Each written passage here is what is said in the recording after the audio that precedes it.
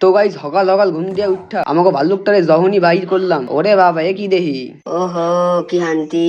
এই এই ভিডিও করিস কেন? কে কোথায় আছে দেখো, আমার মান সম্মান সব শেষ করিয়া দিল। কিছুক্ষণ পর আমার বেড়িটা টাইনা সময় দেখতেছি ভাল্লুকটা চিকেন ললিপপ খাইতেছে। তুই তো চিকেন লেগ পিস খাইতে থাক, ওইদিকে আবার আমার সুইমিং পুলের জল পইরে যাইতেছে। আমার সুইমিং পুল এতটা বড় যে আমার মাথাটাই খালি ভিজাইতে পাইলাম। হেনান হওয়ার পর দুবাই থেকে আনা গুস্তির প্যান্টটা পইরে নিলাম। এই খবরদার কেউ নজর দিবা না আমার 40 লক্ষ টাকার হোনার চেন্টারে। দিনকাল যা চোদ্দা হাত রয়েছে আশেপাশে, প্রেসারটা ভালো কইরা তালা দিয়া লই। তারপর 30 কোটি টাকার রকেটে কইরা 3 প্রাণী তৈলা এলাম রিলস বানাতে। রিল স্টিল হওয়ার পর মোরা একটু রেড লেভেল চিয়ার্স। কইরা নিলাম।